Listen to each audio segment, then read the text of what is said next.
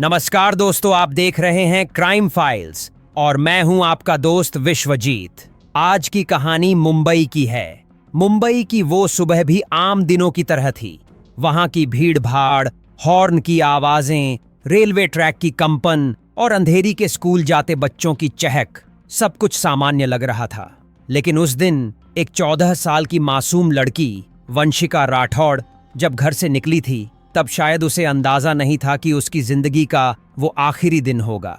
वंशिका की मां भावना एक स्कूल टीचर थीं और पिता रेलवे में नौकरी करते थे। परिवार सामान्य था, उम्मीदों, सपनों और चिंताओं से भरा हुआ। वंशिका पढ़ाई में तेज थी, डांस की शौकीन और अपनी सहेलियों में बहुत प्रिय।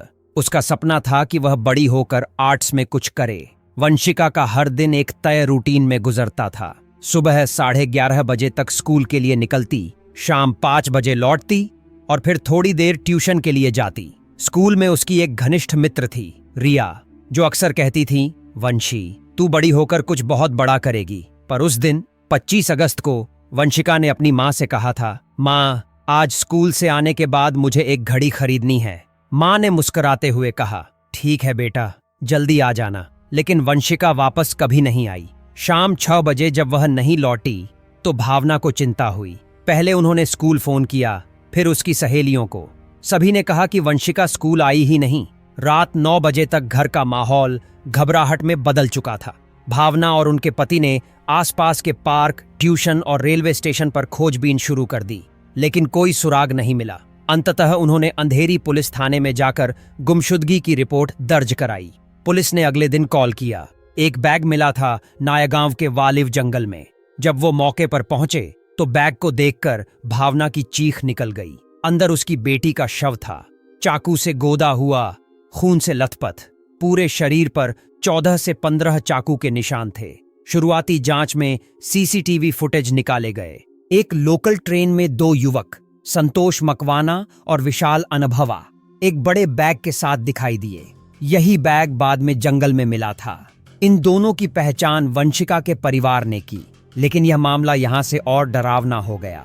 संतोष वही युवक था जिसे भावना ने कुछ महीने पहले पुलिस स्टेशन ले जाया था। वो वंशिका का पीछा करता था, स्कूल से, बाजार से, यहां तक कि घर के बाहर भी। एक दिन भावना ने खुद उसे रंगे हाथ पकड़ा था और पुलिस स्टेशन ले गई थी। लेकिन जब वहां वो माफी मांगने लगा, रोने लगा और बोला, मैडम, मेरी नौकरी चली जाएगी, मैं सुधर जाऊंगा, तो भावना मां की तरह सोचने लगी और केस नहीं दर्ज कराया।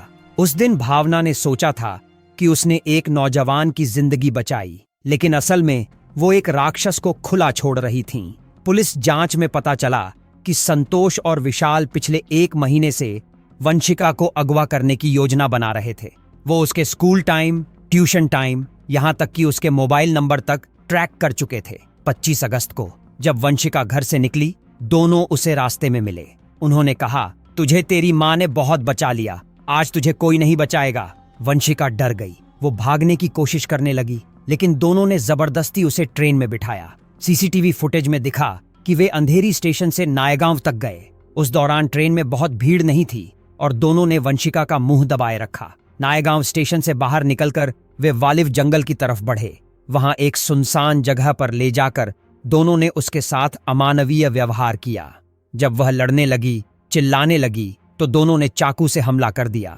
पुलिस को जंगल से जो सबूत मिले, उनमें एक कटा हुआ रिबन, टूटी चूड़ी और एक स्कूल बैग भी था जिस पर वंशिका का नाम लिखा था। इस केस की गूंज मुंबई से लेकर गुजरात तक फैल गई। पुलिस को शक था कि दोनों आरोपी अब गुजरात भाग चुके हैं। विशेष टीम गठित हुई। सीआईडी और रेलवे पुलिस को अलर्ट पर रखा गया। संतोष के मोबाइल की लोकेशन सूरत के पास पाई गई। इस दौरान मीडिया में तूफान मच गया। जस्टिस फॉर वंशिका ट्विटर पर ट्रेंड करने लगा। भावना को कई न्यूज चैनलों ने बुलाया, लेकिन उनके चेहरे पर बस एक ही भाव था, पीड़ा। उन्होंने कहा, मैंने एक बार माफ कर दिया ताकि एक युवक की जिंदगी नष्ट न हो, लेकिन अब मैं देश से अपील करती हूं, स्टॉकिंग को मजाक न समझें। सुप्रीम कोर्ट की वरिष्ठ वकील आभा सिंह ने मीडिया से कहा, स्टॉकिंग उत्पीड़न की पहली सीढ़ी है। अगर वक्त रहते कानून अपना काम करे तो ऐसी घटनाएं नहीं होती। अखिल भारतीय महिला संगठन ने मुंबई पुलिस पर लापरवाही का आरोप लगाया। उनका कहना था कि अगर पहली बार ही संतोष को गिरफ्तार किया गया होता तो आज वंशिका जिंदा होती। फिर शुरू हुआ कोर्ट केस। आरोपी पकड़े गए। गुजरात के एक ढाबे से उन्हें गिरफ्तार किया गया। कोर्ट में पहला दिन, भावना की गवाही। गवाही में उन्होंने कहा कि यह वही लड़का है जिसने मेरी बेटी का पीछा किया। मैंने उसे पुलिस के हवाले किया पर उसे छोड़ दिया गया। वो माफी मांगता रहा और मैंने माफ कर दिया, लेकिन अब मेरी बेटी नहीं रही। अदालत में सन्नाटा छा गया।